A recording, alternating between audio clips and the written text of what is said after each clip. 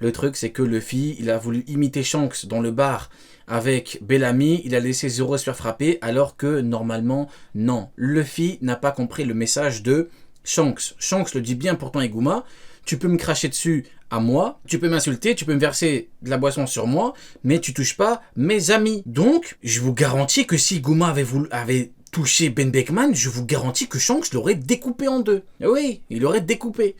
Et alors que Luffy, pour moi, il a déconné. Luffy, pour moi, c'est plus que la famille, mais il a déconné. Il a laissé Zoro se faire frapper. Tu peux me dire, oui, mais il y avait Nami, il avait dit ça, il y a les rêves. Les gars, la scène, je l'ai lu plus de 20 fois. Je connais tout le par cœur, vous inquiétez pas.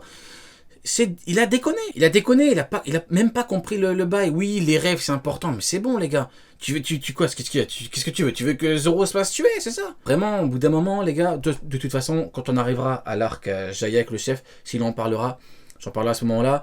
J'ai vraiment bifurqué, mais voilà, tu laisses pas Zoro se faire frapper, en fait. Tu laisses pas. Et même Zoro, il a déconné. Oui, c'est un second fidèle. Zoro, même toi, t'as déconné parce que t'aurais dû le démonter. Et d'ailleurs, je suis même persuadé que Sanji aurait frappé. Mais bon, c'est un autre débat. Luffy. Hein, tu touches à sa clique, tu vas voir qu'ils sont pas tout seuls. Voilà, ouais, là, le problème. C'est ça, moi, que je reproche à Luffy. Il a mal compris le bail. Ah oui, totalement, l'erreur est humaine, totalement, exactement.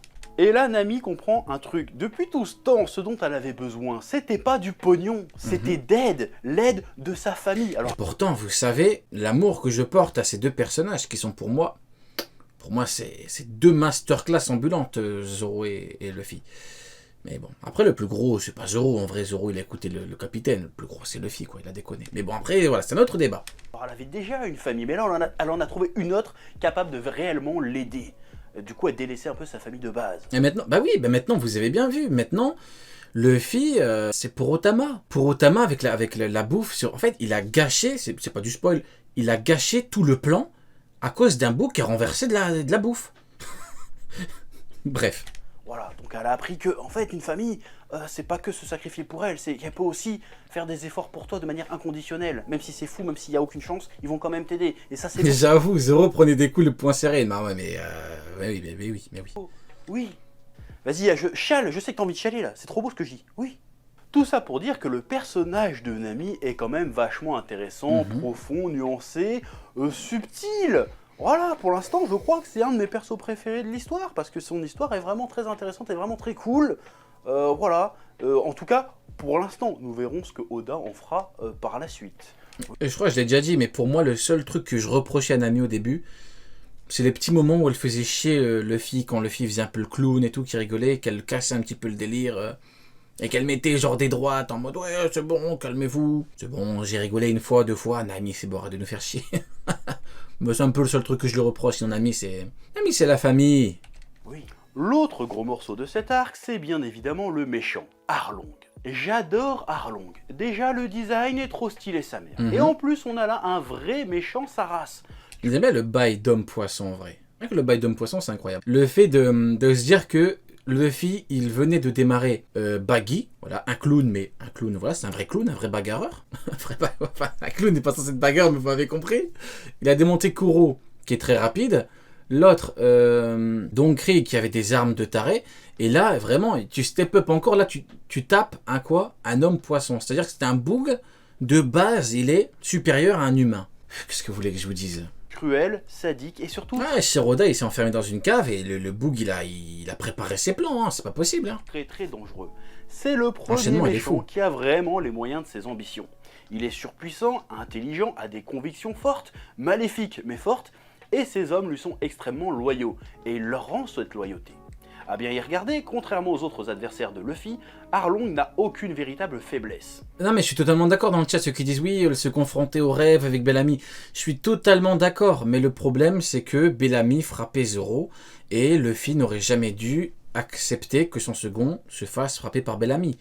Si pour vous c'est normal, écoutez, c'est bien pour vous, mais jamais de la vie tu dois laisser ton second se faire frapper par un guignol, quoi.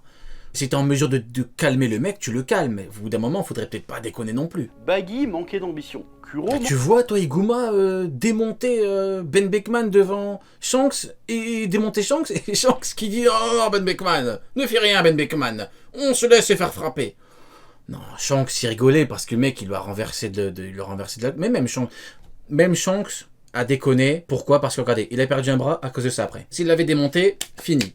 D'ailleurs, c'est très dangereux ce qu'il a fait Shanks, on va dire les termes. C'est très dangereux parce que il aurait pu revenir et tuer Makino. Il aurait pu démonter Makino. Voilà, il aurait pu faire des dingueries, Iguma. Il aurait pu enlever Makino, voilà. Donc, dans tous les cas, c'est dangereux. Que ce soit Shanks ou Luffy, les deux ont déconné. Et c'est une réalité. Ce que je vous dis, c'est réel. Tout ce que je vous dis là, c'est réel.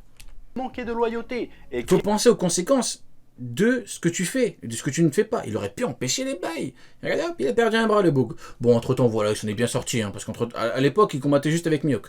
Maintenant, il peut se battre avec Kaido, Barbe Blanche, voilà. Mihawk, Jose l'arrête, Shanks, il arrête qui? Barbe Blanche. Voilà, ça va, on va un peu... Il s'en est bien sorti. Krieg, bah, il se Débat parallèle encore une fois, oui, je sais. surestimait un petit peu. Arlong, il fait ce qu'il dit ce qu'il pense et il a les moyens de ses ambitions encore une fois. J'ai le sentiment que c'est la première fois que Luffy affronte un pirate accompli. D'ailleurs, même Shanks, entre-temps, il est... Voilà, mais même Shanks, entre-temps, c'est plus comme avant. Shanks, il est arrivé, maintenant, Kid lui a découpé un bras, c'est terminé. Mais moi, je vous le dis, que ce soit Shanks ou Luffy, les deux ont évolué. Bon, Luffy, il a évolué rapidement parce qu'il est très jeune. Shanks, il avait quel âge? Il avait 27 ans, je crois, à l'époque. Le Boog, il avait 27 ans, il était déjà perdu, Shanks. Moi, de toute façon, tu me diras, le mec se bat avec Mihawk, donc... c'est pas non plus... c'est le mec qui tire son Mihawk pour rien. Non, mais, entre-temps, voilà, Luffy, on sait comment il est devenu, Shanks, on sait comment il est devenu. Même dans le roman officiel des canons de Ace, on nous dit que il déteste quand les rookies font les marioles, donc il leur brise leur volonté, je crois, quand les mecs abusent trop. Oh, vas-y, je m'égare. Ou en tout cas, complet. J'ai même l'impression que la seule erreur d'Arlong, au final, c'est d'avoir fait du mal à Nami. Bon, ok, enfin, en vrai, non, je m'égare pas, c'est juste que le sujet est très très intéressant. J'exagère, mais tu vois ce que je veux dire. Je ne vois pas de gros désaccords avec Luffy, si ce n'est qu'Arlong fait le mal autour de lui. Arlong... Ah mais tu me lances sur un sujet OP, je peux en parler des heures, hein. Tout est masterclass. Ah mais oui. Il a l'air d'être un bon capitaine et un excellent pirate. Luffy ne lui a pas pété la gueule parce que c'est un méchant ou parce qu'il raquette les îles d'Ace Blue. Il l'a goumé parce qu'il a fait pleurer sa navigatrice et qu'en plus il l'a revendiqué pour lui. Et je trouve que ça en dit beaucoup sur le personnage de Luffy. Ouais. Ok, dans le contexte, le gars est un sauveur, un libérateur par la force des choses, mais ce n'est pas ça qui motive Luffy, finalement. Il n'est pas venu là en héros, il a un compte personnel à régler avec Arlong. Comme Goku qui au fond veut juste être le plus fort, le meilleur, il veut toujours se surpasser. Au fond, c'est un petit peu ça, la base, c'est surtout ça. Après voilà, ça va ensemble en vrai, voilà, ça se rejoint. Parce qu'il a fait pleurer sa navigatrice. Ça s'arrête là. C'est pas un héros au sens noble du terme. Il fait des bonnes choses, mais c'est une conséquence de ses actes. C'est pas son but principal. J'ai l'impression qu'il en a même rien à branler que les hommes poissons raquettent les gens en fait. Sauf que c'est juste sur le côté. C'est ça un débat intéressant. Est-ce que vous pensez vraiment que Luffy n'en aurait rien à faire que des hommes poissons raquettent des humains? Parce que pour vous, est-ce que vous pensez que dans tous les cas Luffy s'en tape? C'est un sujet intéressant ça. Chez Nami, je vais te péter la gueule, j'en ai rien à foutre du reste à côté, je te pète la gueule, c'est tout. Donc ça, j'aime bien ce délire-là. Ça reste avant tout un pirate. J'aime cette nuance. Et leur combat... Ouais, justement, c'est ça qui est intéressant, c'est que le mec est un pirate. Mais après, voilà, on sait très bien qu'il y a plusieurs types de pirates, comme on dit. Plutôt stylé, même si, encore une fois, Luffy domine très largement le combat. Il prend des coups, des gros dégâts, mais j'ai eu plus l'impression que c'est Arlong qui devait sortir toute sa palette de techniques pour essayer d'avoir Luffy, plutôt que le contraire. Luffy est surcheaté, et encore une fois, je comprends le délire, mais j'ai vraiment hâte de le voir un peu en chier pendant les combats. Comme je le disais plus tôt, cet arc est un peu le prototype des arcs de One Piece qu'on aura... Mais j'ai bien aimé moi le combat avec Arlong, encore une fois, bon je suis pas de son avis, pour moi et Luffy était mis un peu en difficulté vis-à-vis du fait qu'Arlong était à un bon niveau à l'époque, pour l'époque, surtout contre Luffy. Je considère pas que Luffy survolait l'adversaire, après bon le combat n'a pas duré non plus 3 heures, mais merci à Piri Prague. Je prononce ton place comme les anglais mon pote, comme les anglophones. Merci à Pyway Prague pour le Prime, big up. Plus tard, et une composante de la recette arc de One Piece... Je prononce comme Ohara, big up to my friends Pyway Prague Prime. D'ailleurs Pyway Prague, t'as pas une théorie que je puisse te la voler. Tu peux pas écrire une théorie sur Reddit, que je puisse te la voler sans te créditer. C'est bon, j'arrête. Pas des autres membres de l'équipage. Et là aussi, Merde, oh, putain, merde. Ah, c'est une dinguerie, putain. On reprend. En plus, Oda prend soin d'opposer des adversaires vraiment équivalents en termes de technique de combat. C'est ça que j'aime bien, vous voyez, que Zoro... c'est ça que j'aime bien, c'est Zoro, il en pouvait plus à cause de la technique à cause du coup de Dignize. Faut voir la ref encore une fois. Voilà, le Zoro était KO et il a bien combattu Octi, il avait plein d'épées, j'aime trop. Zoro face au poulpe à 8 sabres, Sanji face au poisson karatéka. Ah, mais ça, parlons-en. J'étais pas sûr qu'il allait en parler.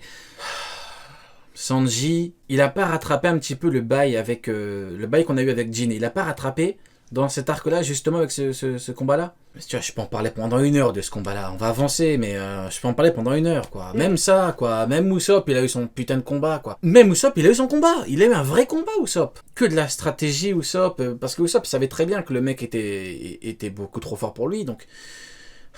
Bordel. Combat préféré, bien sûr, Usopp face au mec avec sa grosse bouche pistolet à eau. À partir d'Arlong Park, on ressent vraiment qu'on a enfin affaire à un vrai équipage. Cet arc se permet aussi le luxe de commencer à étendre la mythologie One Piece. Sanji Masterclass, exactement. De planter des graines de la mythologie One Piece avec la première évocation des Shishibukai, les grands corsaires. On apprend d'ailleurs que Mihawk est l'un d'entre eux. Et on apprend aussi le nom d'un autre grand corsaire qui est évoqué ici pour la toute première fois. Attention, c'est Monsieur On parle bien sûr de Jinbe, le capitaine des hommes poissons. Et là j'ai envie de te dire, oh, foreshadowing de génie. Mais j'aime aussi cet arc parce que c'est à partir de ce moment-là que Luffy va faire son entrée lui-même dans cette mythologie de l'univers de One Piece en vainquant Arlong. Parce que sa tête va être mise à prix pour la première fois. Et en vainquant Arlong, il accomplit là sa première quête, sa première conquête et sa première véritable victoire en tant que pirate. Parce que cette victoire est reconnue. C'est-à-dire qu'en vainquant Arlong, il devient le pirate le plus dangereux et recherché d'Ace Blue. Donc voilà, première victoire, première conquête. C'est la première fois qu'il entre son nom dans la... Qu'est-ce que je fous là? J'ai examen demain. La légende, j'ai envie de te dire. Et ça, c'est la passion, mon ami. C'est la passion qui te guide. Ta passion t'a guidé jusqu'à ce live masterclass, mon ami. C'est beau, c'est très important. On assiste à la fin d'une ère parce qu'il a conquis Ace Blue et au début d'une nouvelle ère. Regardez, gars. Franchement, franchement, les gars, je vous aime bien et tout, mais... mais pourquoi est-ce que vous me parlez de Garp dans le chat? Pourquoi vous me parlez de Garp, de Don Shinjao, les gars, vraiment? Tout ce qui est question et tout, on garde ça pour les lives YouTube. Vous voyez, les lives YouTube, c'est vraiment des lives 100% questions. Là, on fait du react, des trucs du chef, mon pote. Vraiment, mon pote, j'ai rien contre toi, mais il n'y a aucun rapport entre la vidéo et Garp et Don Shinjao, vraiment. Pareil, je peux t'en parler longtemps pendant Garp, mais tu vois, ou au moins pose la question quand je fais un live discussion, tu vois, avec des gens. Parce que là, vraiment... En plus, si j'en parle, tu connais, je réponds à ça pendant que je parle de Garp et Don Shinjao, je parle de Roger, après je parle de Barre Blanche. Tu vois, après, on finit par la react, quoi. Et j'ai hâte à ce qu'il aille conquérir Grand Line. Ouais. Tout ça est symbolisé par la première... Il est là, le GOAT! Regardez, c'est brand new. C'est lui le véritable GOAT. Et oui. Mise à prix de Luffy. 30 millions de berries. Bien au... Oh, la calvos! Ouais. Tout ça est j'avais même pas remarqué, regardez la grosse calvitie de... grosse calvitie de Brand New. Ah ouais, Brand New. Et regardez, il a la même barbe que Mihawk. C'est vraiment le perso final de l'arc, le Boogie. Grosse calvos, lunettes de soleil, belle barbe et tout, bien taillé. Mise à prix de Luffy. 30 millions de berries, bien au-dessus de tous les pirates qu'il a affrontés jusqu'ici. Le moment où son affiche fait le tour d'Ace Blue et de tous les personnages qu'on a croisés est assez classe. On se rend compte alors du chemin parcouru. D'ailleurs, c'est un peu là qu'on commence à comprendre que le système de mise à prix dans One Piece, non seulement il fait très sens, parce qu'effectivement dans notre monde à nous, les pirates étaient mis à prix en fonction de leur dangerosité, et de leur, comment ils étaient recherchés. Et on comprend que c'est ça, la rançon qu'on demande, enfin la prime qu'il y a sur la tête des pirates, qui fait un peu office de compteur de puissance dans One Piece. Voilà. Plus ta prime est élevée, plus a priori tu es un pirate influent. Voilà, heureusement qu'il y a toujours des exceptions avec des persos comme Robin, qui n'était pas particulièrement puissante à l'époque, mais qui était dangereuse pour d'autres raisons. Mais voilà, quand tu regardes, la majorité des cas, ça reflète parfaitement la puissance. Heureusement que c'est pas pareil. Enfin, heureusement qu'il y a des exceptions. Évidemment qu'il y a des persos qui ont de trop grosses primes, évidemment, mais vous avez vu le nombre de persos. Enfin, voilà. Mais à chaque fois, généralement, c'est toujours bien fait, quoi. Dangereux, et dans le monde de One Piece, ça veut aussi bien dire puissant au combat. Et ça, oui, voilà. c'est plutôt subtil, parce que C'est très subtil. Bah, il a raison, bah voilà. on n'est pas dans de la puissance brute, comme on Voilà, le pauvre Chopper, voilà, pareil. Chopper, c'est une exception inversée. Lui, il a une petite prime alors qu'il devrait en avoir une plus grosse. Voilà, il y a toujours des exceptions comme ça, soit dans un sens ou dans l'autre. Voilà. voir dans DBZ ou dans Seven Deadly Sins, où la puissance est vraiment chiffrée, tu vois. Ça peut... C'est un indicateur, mais c'est pas définitif. Ça veut pas Voilà, vous voyez, là, dire que... ce qu'il dit en termes d'indication de puissance, comme dans DB ou Naruto no Taizai, il a pris cet exemple-là, je crois. Tu vois, comme on peut l'avoir dans DBZ ou dans Seven Deadly Sins. Voilà, Naruto no Taizai, ouais. Ben, l'auteur l'a fait dans Enies Lobby. Après, je pense que l'auteur s'est dit que c'est un peu chiant, comme tout, hein. Tu regardes DB, au début, il donnait plein de valeurs et tout, au bout d'un moment, ça s'arrête. Parce que c'est très compliqué à gérer en fait les rapports de force. Quand ton manga il est long, c'est très compliqué de rester cohérent en termes de rapports de force et tout. Donc du coup pour en revenir au sujet principal, ce que je disais c'est que l'auteur l'a fait sur Enies Lobby, il l'a fait une fois. Et pour moi, ben, ça reflète parfaitement ce qu'il montre tout au long de l'œuvre en fait. C'est-à-dire que généralement le capitaine vaut le premier et le deuxième commandant. Tout comme Ayonko égale 2 amiraux, Shiki, Garp, Sengoku, Rob Lucci, Kaku, Jabura, Big Mom, on l'a bien vu, enfin vous voyez. Maintenant évidemment qu'il y a des persos, de par leur spectacularité, tu te dis non c'est impossible que lui égale 2. Mais si les gars, si, c'est juste que le boug était spectaculaire, donc t'as l'impression que, mais si, mes amis, si, oui. Où la puissance est vraiment chiffrée, tu vois. Ça peut... C'est un indicateur, mais c'est pas définitif. Ça veut pas dire que parce que t'as 100 millions de berries... D'ailleurs, tu vois bien, on parle de puissance et de prix, mais regarde l'équipage de Big Mom. Tu vois, Cracker, 800 millions, Smoothie, 900 millions, Katakuri, 1 milliard. Enfin, Jack, 1 milliard, Queen, 1 milliard 3, l'autre est 1 milliard 3 pareil à peu près. Enfin, on voit bien, enfin, vous voyez, voilà, c'est corrélé, puissance, dangerosité, quoi. Voilà. Sur ta tête. Comme je dis souvent, pourquoi la puissance est le plus important dans une prime?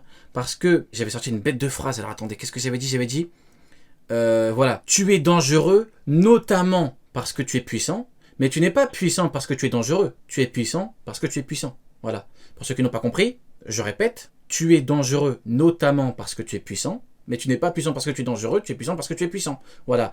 Faut capter la phrase. Oui, je sais, c'est une bête de phrase, mais qu'est-ce que vous voulez que je vous dise? C'est ça. C'est Laura Jackson. Non, blague à part, phrase Nekfeu. Non, mais blague à part. Vous voyez ce que je veux dire? C'est pour ça que la puissance reste, dans tous les cas, le plus important. On continue. Que Luffy peut pas te péter la gueule, tu vois. C'est ça qui est plutôt intéressant. C'est fait avec pas mal de subtilité. Pas mal de subtilité, totalement raison. J'aime bien le délire. Ouais, comme ça au moins on se retrouve pas avec des C'est ça, la puissance elle est indépendante de la dangerosité, alors que dans la dangerosité, il y a la puissance qui est prise en compte. problèmes de ouais, ma puissance est de 128 milliards. Tu sais, ça veut plus rien dire. Dans One Piece, on fait non, ma rançon est de 120 milliards. Tu fais, ah ouais, toi t'as dû faire des dingueries, c'est tout. Tu te dis pas forcément que c'est un... C'est pour ça que le système de prime il est intéressant en vrai. C'est vraiment subtil, il a raison. T'as le côté puissance, t'as le côté dangerosité, t'as peut-être le mec qui a fait des grosses dingueries, comme frapper un Tenryuto par exemple. Tu comprends ou pas? Oui. D'ailleurs, j'ai fait Doflamingo mérite 800 millions. Ah ouais, t'es gentil toi. une vidéo pour parler de la puissance dans les mangas, il me semble, il y a quelques années. Je t'invite à essayer de la trouver sur la chaîne. Mais j'en ai parlé pour expliquer un peu tout ça, c'était très intéressant. Ok, je vais peut-être la réact. Hein. Comme d'habitude en fait. Oui. Bref, tout ça pour dire que j'ai trouvé l'arc d'Arlong Park vraiment excellent, et ce à tous les niveaux. Et je ne pense pas me tromper en disant que c'est certainement l'un des premiers arcs de One Piece qui a vraiment marqué les esprits. Hein, je pense que j'exagère pas. Après, bien sûr, il y en a d'autres hein, qui sont venus par la suite, qui sont inoubliables. C'est un petit peu une référence, osons le dire, l'arc Arlong Park au début d'OP, oui, c'est une référence, oui, osons le dire, oui. Incontournable. En tout cas, l'arc de Usopp, on peut dire ce qu'on veut, c'est pas vraiment une référence, l'arc de Usopp. Alors que l'arc Baratie, pour moi, oui, mais il y a un petit peu un consensus au niveau de l'arc Arlong Park, oui. Mais pour moi, le côté, je commence à kiffer One Piece. Déjà à l'époque, c'était vraiment à partir... Exactement, Lilian. DB représente parfaitement ce fait, parce qu'au bout d'un moment, l'auteur s'est dit, ouais, c'est un petit peu chiant avec les calculs et tout. J'arrête hein, le calcul des puissances. It's over 9000, je sais pas quoi là. Après Darlong Park, j'ai fait, ouais, là c'est ambitieux, il y a moyen de faire des dingueries. Oui. Et encore une fois, j'ai franchement hâte de découvrir, la de suite. redécouvrir la suite des aventures de Luffy et de son équipage. Et j'espère que vous serez au rendez-vous pour les prochains épisodes de One Pieceology. Sur ce, que la passion Nous guide, oui. Commentaire, like, abonnement, dab. À bientôt. Voilà, hop, on va se laisser sur ça. Écoutez bien. J'espère que vous serez au rendez-vous pour les prochains épisodes de One Pieceology. Sur ce, que la passion vous guide. Commentaire, like, abonnement, dab. Hop là. À bientôt. Parfait. Bah écoutez, j'ai bien aimé. Bonne vidéo, même très bonne vidéo. Vision différente, lui et moi, vis-à-vis de... Vis-à-vis de quoi? Non, là on partageait, on avait le même avis là. Non, c'est plutôt dans la vidéo d'avant. C'est pas dans la vidéo d'avant ou... Ouais, si, au niveau du baratie. Ouais, non, il a dit que c'est une masterclass, donc ouais. Ouais, j'ai bien aimé, j'ai bien aimé.